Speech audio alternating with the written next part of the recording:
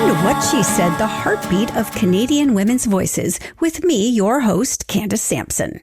Here, we dive deep into the raw, unfiltered stories and triumphs of women from coast to coast. This isn't just a podcast, it's a movement where empowerment and education collide and where mansplaining is shown the door. We're here to celebrate, uplift, and echo you. So get cozy, tune in, and let's embark on this journey together, exploring the rich tapestry of women's lives, their battles and victories, right here on What She Said. This week's show has some interesting timing, pun totally intended here, with the clock springing forward this weekend and International Women's Day just passing. But while the clocks might have moved ahead, not so much for women's rights. International Women's Day traces back to the early 20th century, the origins of which lie in the 1908 garment workers' strike in New York, where women protested against inhumane working conditions, marking a pivotal moment in the fight for women's rights. This act of defiance, coupled with the tragic Triangle Shirtwaist Factory fire in 1911, galvanized a worldwide movement, leading to the first National Women's Day in the U.S. in 1909 and the establishment of International Women's Day by the United Nations in 1975. So you would think that after more than 100 years, we would no longer need to be fighting for equality. But if you've learned anything in the last few years at all, it's that you can never let your guard down on women's rights. In the U.S., we've seen significant backslides, most notably in the Supreme Court's decision to overturn Roe v. Wade, a stark reminder of how quickly our hard-won rights can be eroded. This isn't just an American issue. Canada is not immune. Vigilance is required daily to ensure we don't lose any more ground than we already have, especially considering the setbacks experienced by many women during the pandemic. So as we move past the performative celebrations and corporations and politicians move on to the next day in the calendar, I want to remind you that every day is International Women's Day here at What She Said. And as usual, I've lined up some incredible interviews this week that look at our ongoing fight for equity, spotlight the women making significant strides, and discuss breaking free from the barriers that hold us back. I invite you to dedicate the next hour to yourself and join me in listening to these empowering conversations. Here's what's coming up. I'm excited to launch a new 6-part series in partnership with the Pay Equity Office of Ontario. Over the coming months, we'll tackle vital topics such as the gender wage gap, pay equity versus equal pay for equal work, the gender pension gap, and how to navigate employment law for women. Kicking off this series, Commissioner Kadie Philp joins me for an introductory session on pay equity, laying the groundwork for our enlightening journey ahead. Anne Brodie is in with an entertainment update, including the re-release of the documentary Navalny in select theaters across Canada, the riveting Cabrini, which tells the story of America's only saint, Mother Frances Cabrini, Guy Ritchie's new 8-part series, The Gentleman, on Netflix, starring the very handsome Theo James as a British aristocrat trying to break free from gangsters, and the always delightful Eugene Levy is back for a second season of The Reluctant Traveler. Allison Stratten, author of Unleadership, joins me to share 5 incredible Canadian leaders highlighted in her new book. These women embody the true spirit of leadership and might just inspire you to follow in their footsteps. Plus, we'll have a giveaway of 10 copies of Unleadership over on Instagram, so stick around to find out how you can win a copy. And finally, to wrap up today's show, I'll be discussing the transformative power of personal growth with Shannon Talbot. Her new book, Breaking Free, is a journey through the trials and triumphs of self-discovery, offering actionable steps for those ready to overcome their obstacles and live with authenticity. Shannon, with her profound wisdom and compassionate guidance, will be joining me to illuminate the path to healing and fulfillment. And to add a little more excitement, we'll be giving away 10 copies of Breaking Free. Don't miss this chance to embark on a journey that could redefine the way you see yourself and the world around you. So make yourself comfortable and join me for the next hour of inspiring stories and insightful discussions right here on What She Said. I'm thrilled to be kicking off a new 6-part series in partnership with the Pay Equity Commission of Ontario here on What She Said. We'll be exploring crucial topics over the next several months, including the gender wage gap, pay equity versus equal pay for equal work, the gender pension gap, and navigating employment law for women. Today, though, Commissioner Kadie Philp joins me for a Pay Equity Commission 101 of sorts to set the foundation for this enlightening journey ahead. Welcome to What She Said, Kadie. Thank you for having me. So here's a fun fact. Ontario was the first government globally to create a Pay Equity Act that covers workers in both the public and private sectors. So let's take it all the way back to the beginning. How did this happen? That is a really fun fact. And I like to share that fact because that's not something a lot of people know. But our act came into force in the late 80s. And, you know, if you think about what was happening in the world in the 1980s, there was a lot. We're talking about third wave feminism and a lot of sort of cultural zeitgeist around women's empowerment. You can think about, the 9 to 5 infamous song, which is also linked to a union, the National Association of Working Women across the US. And so this film, this pop culture moment started to create this movement of women empowerment and women's equity movements in the workforce. And then you had other, pop culture things like the Working Girl movie with Harrison Ford and Melanie Griffith. I don't know if you remember that, or even The Color Purple with Whoopi Goldberg. One of my favorite movies. Yes. One of my favorite movies is Working Girl. Yes. And when you think about it, you think like, well, why are we starting this conversation with pop culture? But that's because pop culture drives social discourse, and social discourse drives voter preferences and voter behaviors. So governments are going to be responding to that. So there was this sort of zeitgeist moment where you have, Cyndi Lauper singing Girls Just Want to Have Fun. Eurythmics, Sisters Are Doing It for Themselves. Donna Summer, She Works Hard for the Money. Like Joan Jett, Bad Reputation. All these cultural things happening, changing the conversation around women and work and equity. And so, the 80s was sort of this upbeat time and upbeat prospects about having a more equal society. And women were they were advocating for themselves, for equality at work. They were also advocating for bigger social problems like poverty reduction, anti-racism movements, full inclusion movements. So there was this sort of cultural zeitgeist at the moment that I think allowed for the, I would say, the political will or the political motivation for governments to come together and say that this is a viable moment for us to create a piece of legislation. And that's actually what happened. There was a unique moment in Ontario, at least. In 1985, we formed a coalition government that's never happened again. Maybe will never happen again between the NDP and Liberals. And part of that coalition's agreement was that they agreed to create a Pay Equity Act that covered a concept called equal pay for work of equal value, which we're going to keep talking about throughout this series because it's a concept that really defines what is pay equity.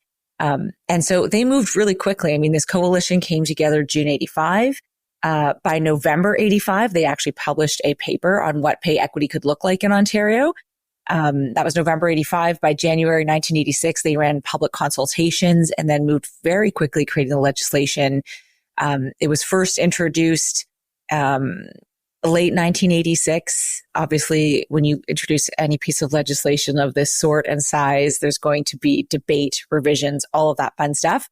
But by essentially January 1st, 1988, we had a Pay Equity Act. And this was the first government globally to actually have a Pay Equity Act, as you said, that covered equal pay for work of equal value and applied to both the public and private sectors. So, at the moment, I can't really emphasize how momentous this was, not just for Ontario, but globally, setting a new standard and a new precedent, because the Ontario Act brings together the best of, or parts of, HR law, compensation law, employment law, human rights, HR, I meant previously human resources. So it's a really robust, rich act. And it came into force because of the political will at the time, but also I would say, grassroots advocacy, and the sort of pop culture zeitgeist where you saw a lot of conversations happening about women's empowerment. I'm going to just go a little bit off topic here because it is Women's History Month. Any notable women we should be giving a shout out to thank for this incredible act? Good question. I mean, it's hard to point to one woman or person because there were so many groups advocating for this. that it's hard to say, well, here's the person who led it, because there was just like, this was really a result, I would say, of 20 years of grassroots activism. Ursula Franklin was a professor at the U of T who published a lot of academic research in this space. And I know that our office in the early days leaned heavily on her research to help with the sort of policy formation. So, you've got to think of like the social activists and the journalists and everybody who was writing about this, kind of created enough of a wave and a momentum to push it over the edge. Yeah, I love looking at moments like this because it gives me hope for the future as well in creating these moments to change things that we don't like. Exactly. What is the purpose of the Pay Equity Act then? What are the guiding principles that you follow? That's a good question because, simply, or the policy language is that the purpose of the act is to redress systemic discrimination in compensation for work performed by employees in female job classes. And we'll get into that because that's kind of a little bit confusing. But, it unapologetically recognized that the labor market had been sex segregated. There were certain jobs that men did and certain jobs women did. And the jobs that women tended to do were valued less in the economy for a lot of reasons we're going to get into later in this conversation today, I'm sure, but also we'll get into this over the next 6 episodes that we have conversation with. But, that was the purpose, was to redress this like long-term systemic discrimination of jobs that were classified as or stereotyped as quote unquote women's work. There were some guiding principles that shaped the way, any policy has to have a framework and how it's going to operate. And a couple of things, this policy regulates all employers across Ontario, which is a significant number of employers. We're talking in the tens of thousands. So, it was designed to be, I would say, proactive and self-managed. So a founding principle is that workplaces actually bear the primary responsibility for eliminating gender-based pay discrimination. And this is a self-managed process. So every company has to go through and do a pay equity analysis and go through the audit process. So it's sort of like a thou shalt, like here's the commandment, right. Go forth and do it. So it's proactive in that way. It's also reactive though, because we respond to complaints. Workers across Ontario, regardless of gender, by the way, if you're in an occupation that's stereotyped or has historically or traditionally been held as a female job, you can apply under the act. So understanding though, that reactive nature is both part of it because we proactively push this, but we also respond reactively to complaints from individuals in the labor market. We also recognize that, there's obviously limited public resources to effectively enforce an act like this, right? So that is why we actually have that reactive, or I would say complaint-driven approach, because we educate employers and say, hey, it's your responsibility. It's incumbent on you to manage this process and create it. Well, we know they're not all going to do that. So we respond with a complaint-driven approach, and which is an effective way to manage enforcement when you have such a large employment and labor market that you have in Ontario that we're regulating. We've also, the Pay Equity Act was founded on, I would say, best practices in terms of legislation, which understands that if you give workplace parties, so especially, unions and labor representation to work together to resolve disagreements on their own, you're likely going to see more effective outcomes for everyone. And so the act allows for that. So there's an important piece there where I think that, especially Ontario has a high rate of unionization. So allowing for unions and employers to negotiate amongst themselves and come up with a pay equity plan and strategy that works, that obviously is in line with the law, is a really effective way to do this. I would say the founding principle is also gender neutrality. We have a lot of ways of looking at and sort of degendering jobs as sort of like bias thread that was put on them. And so gender neutrality in terms of doing job evaluation, and we create a lot of tools and we educate employers on how to actually do that. And, finally, we focus on equal pay for work of equal value, which acknowledges that, men and women have done different work over time because of sex-based discrimination. But we valued certain jobs more than others. And so the Act seeks to redress that and say, let's actually get down to, we can compare apples and oranges. We're not talking about two people on a line moving widgets. We're talking about people doing different jobs in an organization, but maybe one is undervalued because it's been dominated by women. This act is 37 years old, almost as old as me. Me too. Me too. So, but some might say the labor market has changed a lot in 37 years. So does it still serve its purpose? Yes, it does. I mean, obviously I'm going to say that, but it does. The labor market has changed a lot. And even if you think about the last 50 to 100 years, I won't, go through all that. We don't have the time. But, as I've already mentioned, post-war industrialization, 1930s, jobs were highly sex segregated. And there was actually laws participating, or limiting, I should say, participation for both men and women. Women did certain types of jobs, men did other jobs.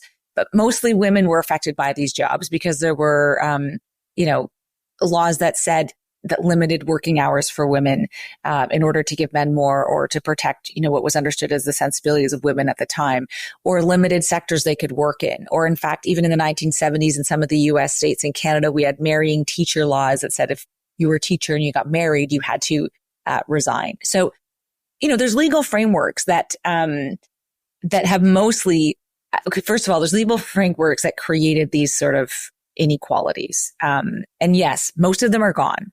By and large, they're gone. However, the legacy of those persists, and that takes time. It takes time to have cultural and economic shift. And if you think about it, men and women have only been working together for about 70 years.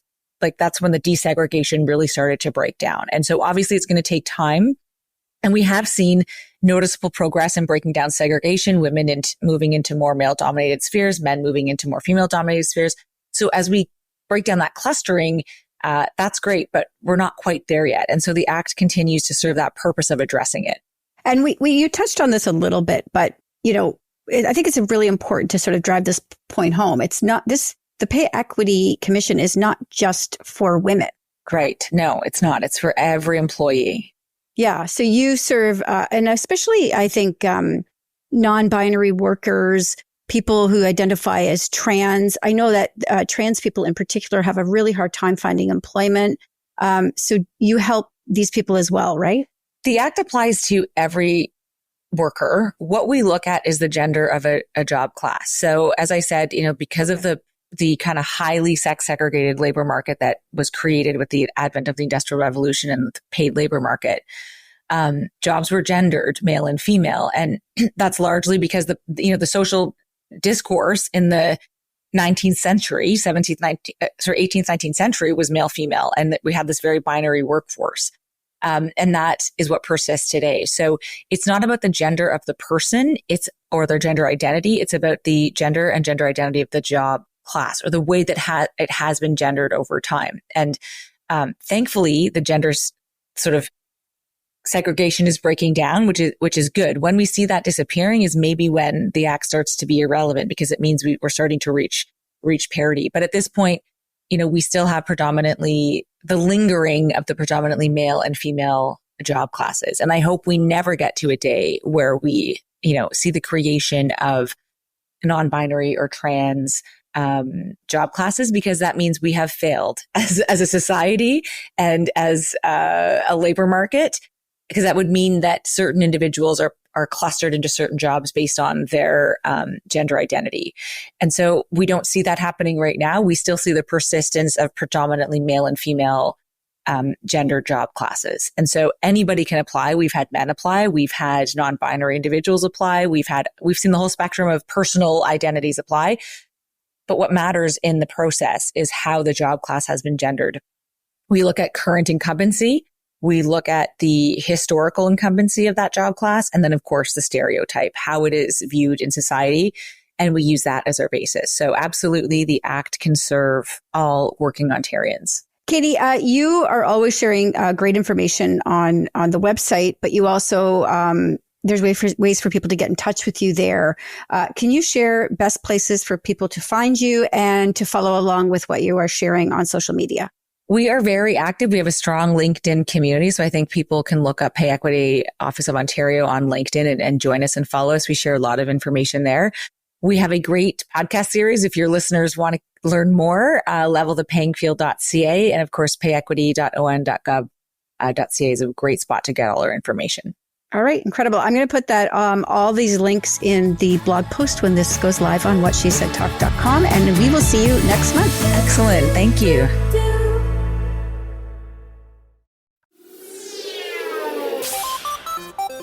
Hi, I'm Steve Yerko. And I'm Tara Sands.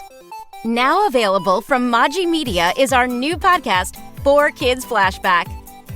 4Kids is the company who brought you the English dub of Pokemon in the late 90s and so many other shows like Yu-Gi-Oh!, Shaman King, Teenage Mutant Ninja Turtles, Kirby, the infamous One Piece dub, and so many more. We'll be talking to the people who worked at 4Kids. Actors, directors, writers, editors, producers, engineers, you get the point. And hopefully get the answers to questions both you and I have about the company. I actually worked there as a voice actor on some of the shows. And I was a kid watching the shows and remember way more than Tara does. And thank God for that. Steve is actually a professional storyboard artist, which gives some really unique insights into anime and animation. Subscribe today wherever you get your podcasts. That's the number 4 Kids Flashback.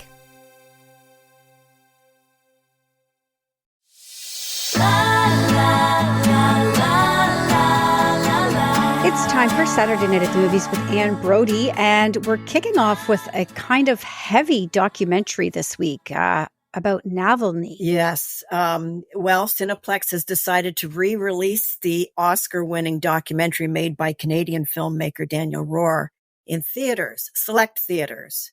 It's a tribute to the Russian activist who was Putin's fiercest critic. And of course, as you know, he died on February 16th in a Siberian prison under mysterious circumstances, being seen the prior day completely healthy, laughing and talking. So he was the official opposition. And as you know, Putin has a way of getting rid of people who oppose him.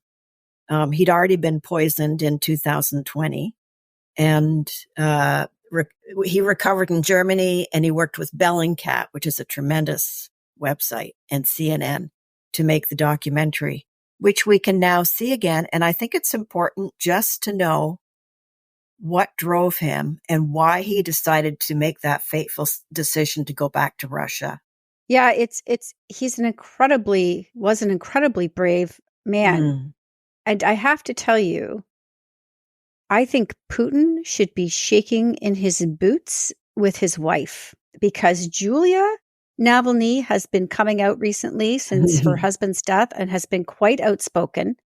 And I'm going to watch this documentary not just to learn about him, but to learn more about her, because she is really, I think, the epitome of grace under pressure. No she kidding. is just amazing. Yes. I'm so happy that she's doing this. I'm sure her family is not particularly, but Putin needs to be exposed. We all know, but they don't know. The Russians don't know, and they keep voting, quotation marks. Yes. Well, yeah, in air quotes. Yeah. Yeah, it looks like a great documentary. So I'm thrilled that they're actually sharing that again in theaters, Anne.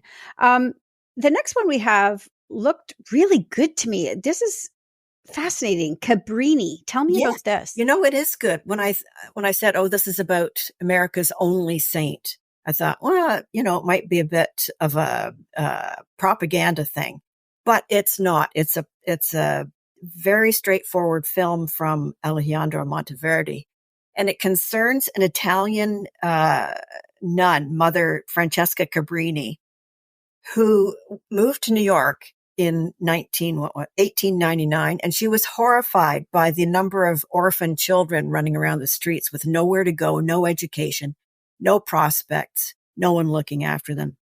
So she decided then and there that she would create a home for them. The mayor, the chief of police, they were anti-Italian racists. They turned her down at every stage. Eventually, she got money and she was able to build a series of homes across the U.S. And when she died in 1917, she'd created 67 missionary institutions around the world, if you can imagine. Yeah, amazing. So she's connected with 2 miracles. And so she was sainted in 1938 and canonized in 1946. You know, the film is straightforward. It's a drama. It's not a documentary. It's not sentimental. It's not over the top in any way. Very good film. Speaking of over the top, I want to talk about the gentleman from Guy Ritchie. And here, I just have to say this out loud. Theo James is not hard on the eyes. Oh, no, he's not. How does he compare to Harrison Ford for you? Well, nobody can beat Harrison Ford. But I will say I will be watching for him because it looks really entertaining, and also he is very handsome. Yes, he's very handsome, and you'll see him just looking at into the distance, looking handsome quite a bit. So he's got a big problem. He's a military guy in the Middle East, British, and his parents were lords and ladies. He comes back home to the stately mansion for his father's funeral, and he inherits the whole works. Going over the eldest son, who's a drug addict and a total loser. So anyway, he inherits all these properties, but he has no money. And he's £8 million in debt. So he discovers that there's a bit of a business going on underneath the castle, a massive grow-op.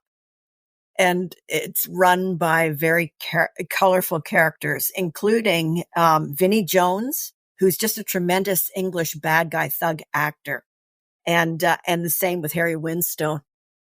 So he looks into it. He sees, okay, I can make some money. He starts to be okay with it, even though he's a military man. But I'm telling you, the hijinks, the twists, the craziness that defines Guy Ritchie is all there. It is so much fun. It's just a blast. It really looks like it. So I'm looking forward to that. That's on Netflix, right, Anne? Netflix, yes. All right, perfect. All right, last one. I think we just have to touch on it quickly because I just adore him. He is everybody's favorite. Eugene Levy is back. He is. He's got The Reluctant Traveler season 2, and he claims he's easier with traveling now. So you think, yeah, not what we saw in season 1. But, he is braver. And there's this funny scene early on. He's paddling a kayak in Sweden. He says, I've been up a few creeks in my time, but at least I have a paddle here. So he's smiling more. He's visiting a ton of countries. He's smiling more. He's relaxed. He's the life of the party, even in some places. Oh, a palace near Balmoral. And then he has a lunch with a very testy Joan Collins in Saint-Tropez. And she's not an appealing character from the looks of it. But it's a fun story. One serious thing is when he's in Scotland and he visits his mother's tenement where she grew up in Glasgow. So that's kind of emotional. But the rest of it, it's Eugene Levy being Eugene. It's Absolutely. wonderful. Yeah, he's delightful. I love it. This is a great roundup this weekend. All really good shows that I want to watch. And so good. You have all of these and more over on whatshesaidtalk.com, and we'll see you next week. We'll see you next week.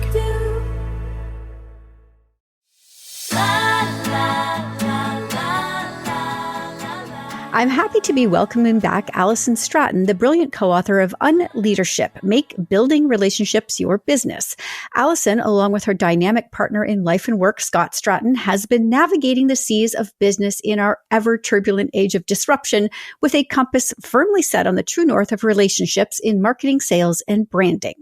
In celebration of International Women's Day, Allison is joining me to highlight 5 incredible female leaders featured in Unleadership and what it is about them that makes them worth talking about.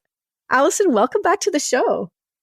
I'm so excited to be here. I think all women, Canadian women entrepreneurs are women worth talking about. I felt really lucky to be researching the book and have a chance to speak to so many Canadian women. I actually spoke to, I think it was 13 or 14 in total of the 52 people we interviewed are Canadian women. So I was very proud of that. And also, one of the things that was interesting for the book was how many of the leaders we spoke to, which might say more about the people who are looking for the leaders, but so many of the leaders who weren't women, who called themselves feminists and spoke about work and leadership and ways to make women's experiences better in work. So it was actually really inspiring and encouraging to see so many people and women talking about how to make work life better for women in Canada. And, I think too, Allison, there's just like this trope that goes around that women are gossips and we talk about each other behind our back. And I hate that stereotype. And I want to talk about women full out in the open, and let's build them up and get them in front of other people so that other people can seek them out. So we chose 5 people to talk about today, all great people. So Allison, who is the first person we're going to gossip about? I'm putting that in air quotes, but who are we going to talk about first? Let's talk about Cheyenne Sundance first. So Cheyenne was actually someone who I reached out to interview for the book. I've been a big fan of hers from a long time. There's probably a little like fangirling involved. I saw her on Instagram. She had this really compelling way, young farmer talking about agriculture in Canada, talking about food insecurity and food justice. And I actually ended up being a customer, and we got like the organic box from her farm. So she's a cooperative farmer and the co-founder of Sundance Commons, and also president of the BIPOC caucus for the National Farmers Union of Canada, which is a caucus that she actually fought to found. And I was just really dazzled by her. I mean, I just feel like food justice is so important, and agriculture is such a male-dominated thing, right? Like she through her work, she's taught classes on farming for young people, things like teaching how to ride a tractor, how to do compost, like all these really practical things that lead to more food justice, where people have more access to land and to agriculture and to understanding where their food comes from and what the food system looks like, and how we can really find ways to just disrupt that whole system and grow food, support small farmers, support cooperative farming, and also just about leadership. Like cooperation and collaboration are such kind of buzzwords and powerful terms in leadership, but cooperative farming really is collaborative, where you're sharing your strengths, you're letting others help you with your weaknesses. And so I learned a lot about leadership from Cheyenne, for sure. I think the pandemic really moved a lot of people towards this, learning how to grow their own food and where our food comes from. And, as we're seeing with food prices, we really will be seeking out these cooperative farmers. It's going to be a much bigger thing in the future. I want to move on to our next person we're going to chat about, because this is obviously something that's near and dear to what she said, and that is gender and sexual diversity. Yeah, so I spoke with Debbie Owusu-Acha, who's the executive director of the Canadian Centre for Gender and Sexual Diversity. And what was interesting about talking to Debbie was she was recommended by Faye Johnstone, who is another woman who you've interviewed on your show. And whenever I spoke to someone, I always want to know who influences them, right? Like, I know it never ends at the person. I want to know who are the leaders you look up to. And so when I spoke to Faye, she named Debbie and a few other women as well as someone who'd been really foundational to her understanding of leadership, because Faye had worked for Debbie in the past. And so Debbie joined as executive director. Think about this. It was the height of the pandemic.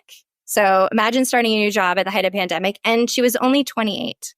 So she enters into this big organization as executive director, young, and also all kinds of transformation and change happening, right? We're in the middle of the pandemic. And she talked a lot about listening.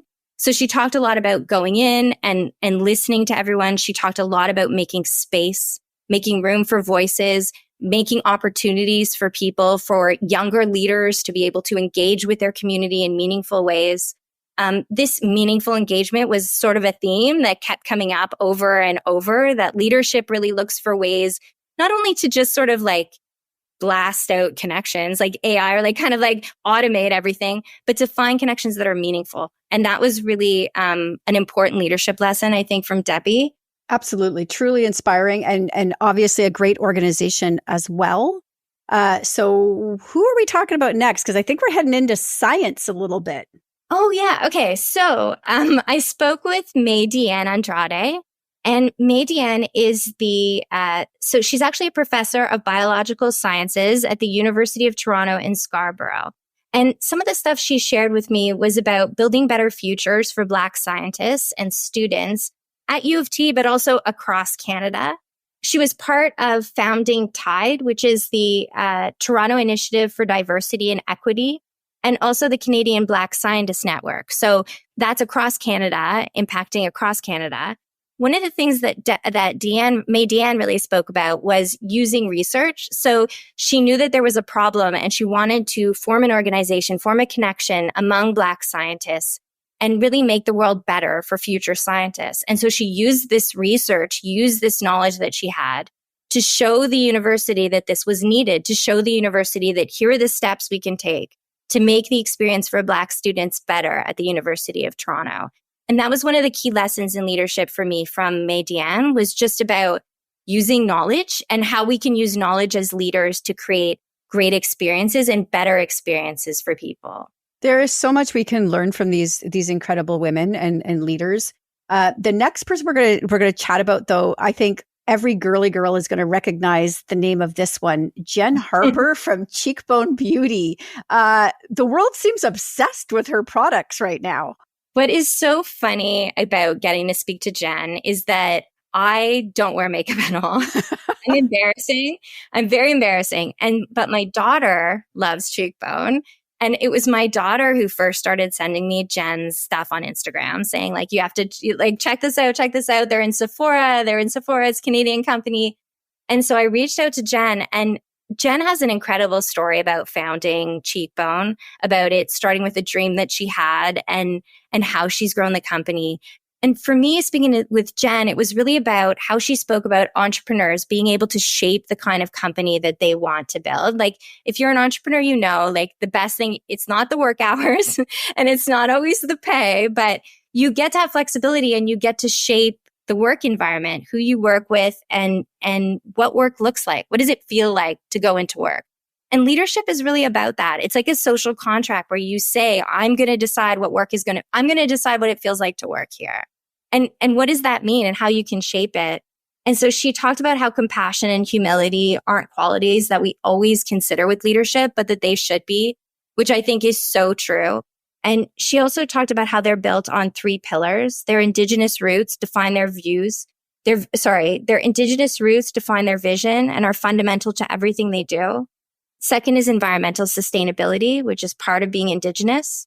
And third, they try to keep bold, clean colors in everything that they do. And these 3 pillars, which are tied to her Indigenous roots, have shaped everything from the customer experience to what it feels like to walk into work in the morning if you work at Cheekbone, to what it feels like to see her Instagram stories or her TikToks, like to see what she's like online, you know, and that's the kind of leadership that I feel like women really bring forward. We really wanted to disrupt this idea that emotions have no place at work. Mm-hmm. And I love when leadership is relationship focused, when it's emotions focused, what is it going to feel like? And getting to use that in a really powerful way.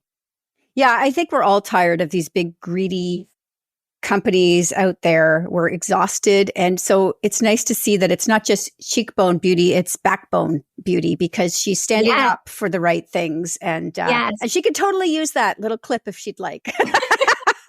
I'm going to try and get her on the show. I do love cheekbone beauty. You absolutely should. She's phenomenal to speak to. And she, all of these women, it was transformational to speak to all of them. Like, I really felt, honored, honestly, to have their time and for them to share their expertise for the book. And I love the idea of people reading it and seeing that you can have a dream like Jen did and use your values, root yourself authentically in who you are, what's important to you, and build something that becomes a company and that becomes something that inspires girls all across Canada, not only Indigenous girls, but many girls in Canada, to build a company like Jen did. And I love that. It inspired me. Absolutely. And we're just going to hit on our last person here. And I think this is so topical. So it's kind of perfect. She's an MD and a burnout expert. Yeah. Dr. Susan Bialy-Haas first of all, she's absolutely lovely. She's out west in BC. I hope you'll be able to speak with her. So she was a doctor. She speaks very openly about her experience through school and as a doctor, really causing her trauma. And she shared some very personal stuff in the book about that trauma and about how she got so burnt out herself. And she really wanted to be able to connect with her patients as a doctor in a way that allowed for growth beyond the 15-minute time in the little room, which can be very intimidating and uncomfortable.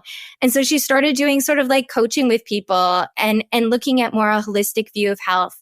And burnout became something that she couldn't not focus on, from her own experience with burnout personally to seeing what has become really an epidemic in the workplace, and wanting to do something about it. And so she shared with us key points, not only about how leaders can take better care of themselves, which is important, of course, but also being a leader is a responsibility. And so what can leaders do with that responsibility to help all of the people who work for them so that burnout is less of a problem systemically in their companies?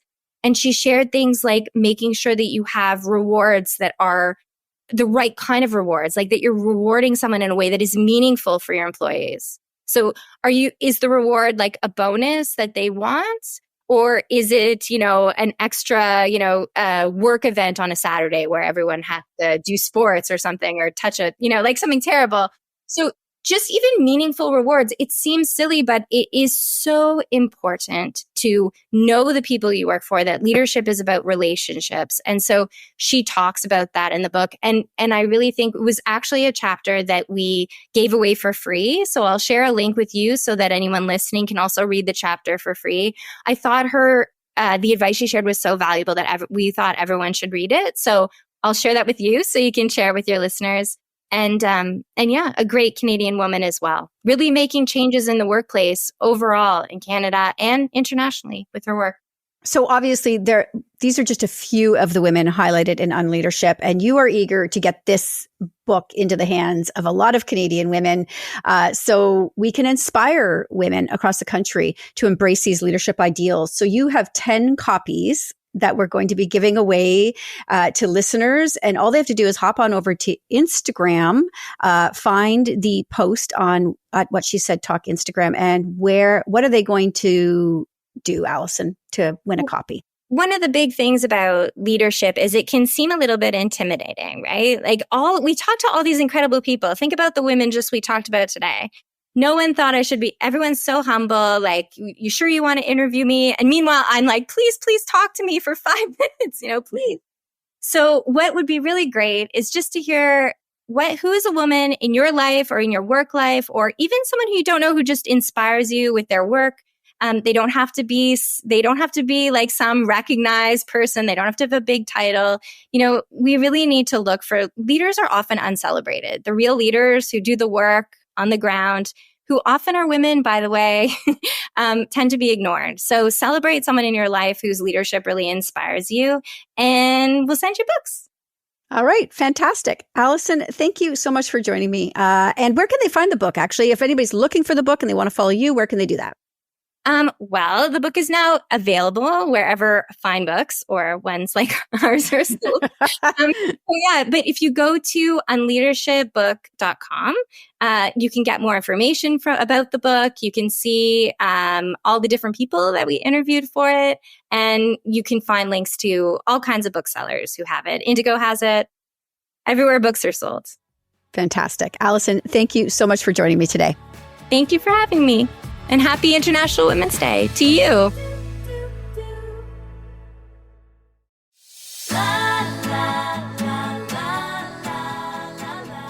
Life is a journey of self-discovery and personal transformation, yet it's often laden with unseen hurdles and moments that test our resolve. These moments of frustration often spark a desire to seek answers and break free from the hang-ups and traumas that hold us back. Thankfully, there is a guide from us. Breaking Free by Shannon Talbot is more than just a book. It's a compass for those navigating the choppy waters of personal growth, offering insights into how we can overcome obstacles and live a life true to ourselves. Shannon joins me today to share her wisdom and experiences, shedding light on how we can all embark on a path of healing and self-discovery. Shannon, welcome to the show. Thanks, Candace, for having me. So your book is a powerful call to action for personal transformation. Can you share a key moment or realization that set you on this path? So I think the biggest moment for me was I'd been living this, life in the corporate world, balancing motherhood, ambition, all of these things. And every time I got a new role, starting with wife, then people manager, then later mom, I put these heavy expectations on myself. I told myself I had to act a certain way, be a certain way. And I started holding pieces of myself back. And I also never really learned to prioritize my well-being. I never learned to manage my stress and anxiety. And I was just kind of, going through the motions of chasing what I thought would make me successful and happy, which were like money and titles and all of those things. And then about a few years ago, I was pushing my then 5-year-old on a swing in a park at lunchtime during COVID. And he said to me, "Mommy, can I give you a goal this year?" And I was really excited. I was doing my coaching certifications on the side while working in the corporate world. And so I said, "Yeah, bud, give me a goal. What's your goal for me?" And he said, "Mommy, can you be less angry this year? You are angry all the time." Yeah. Wow. And it wasn't the goal I was expecting, but it was what I needed to hear in that moment, because I realized in that moment that I wasn't living the life that I had dreamt of living when I was younger, that I wanted to be living. And so in that moment, I gave myself permission to break free. And as I like to call it, chase my happy. And I, a few months later gave my notice at work and started my own business where I do speaking and coaching, and then wrote this book as part of the journey as well. Many of my listeners might be feeling stuck or unsure of how to start their journey of self-discovery. What's the first step you'd recommend to someone ready to make a change, but not sure where to even begin? Sure. So I think the first step starts with letting yourself dream. Like, what is that vision? What did you, and in the book I talk about, I had 2 secret silly dreams when I was in high school that I had told myself, nope, those aren't practical. Those aren't real careers. You can't do that, Shannon. And it wasn't until I started to give myself permission to let myself dream and revisit, like, what does light me up? What are those things? And you may not know the job, the industry, or the hobbies or any of that, but just letting yourself maybe go back to when you were young and thinking about what brings you joy, what energizes you, and how can you get more of that in your life? In breaking free, what do you hope people walk away with after reading the book? I hope they walk away knowing that, like, they are in charge of their lives, of their careers, and it is up to them, right? To go after what they want, and that they can go after what they want. And the book gives you the practical step-by-steps and plus inspiring stories of how to do so. But really, I just want everyone to know, you do deserve joy and happiness in your life, and you can go out and get it. We recorded a longer podcast on this, and I really encourage people to go over and listen to the entire podcast. But you broke the book down into sections. Can you explain those to people, what they look like? Sure. So the first section is what lights us up. So really, getting that vision, getting that idea of what you're looking for, where, how to get unstuck. What is that vision that's going to get you to feel better in your career life? The second piece is what holds us back. So there I talk about, all the different things that hold us back in life, our BS, our excuses, our fears, the stories we tell ourselves, and our bad habits. And then we go into what sets us free. So what are the different components that make up having to go after what you want in your life and your career, and the different steps there. And then the last section is what keeps us going. So, what are the ways we can sustain new habits or go after things and keep them going in our lives when perhaps maybe things go off the track or we fall off the horse. And I think it's important to note too that you actually give people assignments to do throughout this whole book. Yes. Yeah. There are exercises in the book that for anyone who goes and gets the book, I strongly encourage you to do them. And I know what you're going to say. You're going to say, oh, they look silly or ridiculous. They're going to take too much time. It's going to feel like opening a can of worms. But if you do the work, you can set yourself free even more. And it's amazing the results that can come from doing the exercises. I love it. I want people to be able to connect with you and, keep up with all you're doing. You do have a new book on the horizon as well, so people, if they follow along, they'll be in tune with that. So where can they keep up with you? Sure. So you can go to my website at shannontalbot.com. I actually have a weekly email I send out on Sunday evenings with tips and tricks. So you can sign up for that there. You can find me on LinkedIn, where I do a lot of posting, Shannon Talbot, or on Instagram, Shannon Talbot _coaching. Okay, wonderful. I'm going to put all those links in the blog post that goes live on whatshesaidtalk.com after this airs on the radio and podcast. And thank you so much for joining me today, Shannon. Thanks so much for having me. If today's podcast resonated with you, spread the word and share the inspiration. Don't forget to hit subscribe on What She Said across your favorite podcast platforms. Crave more? Join my vibrant community by signing up for my newsletter at whatshesaidtalk.com, and let's get social on Facebook, Instagram, and X at What She Said Talk. Dive into my world a little deeper on TikTok and Threads at Candace Said. And for those who love the airwaves, catch me weekly on 105.9 The Region, Blast the Radio, and 107.7 Pulse FM. Until next time, keep making waves and remember, your voice matters.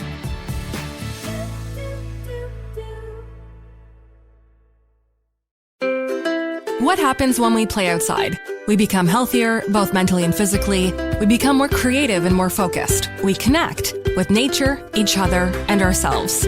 Let's Take This Outside, a new podcast hosted by me, Marianne Iveson, an aspiring outdoor athlete and nature lover. I speak to athletes, outdoor professionals, and scientists about their connection to nature, how it affects their performance, and everyday life. Let's Take This Outside, available on Apple Podcasts, Spotify, and Google Podcasts, and at letstakethisoutside.ca. Come on a journey like no other, where you will discover many roads that will lead you to a happier, healthier, and more stress-free life. And the beauty is, you don't need any vacation time for this adventure. The journey will come to you. Join Avery Rich on your very own journey into yoga. Along the way, she will demystify yoga poses and guide you into a yoga posture or short sequence, all in less than 15 minutes. You have nothing to lose but stress. The Journey into Yoga podcast. It's not for people who like yoga, it's for people who don't like yoga. Follow or subscribe on Apple Podcasts, Spotify, Amazon Music, or at averyrich.com. Another Sound Off Media Company podcast.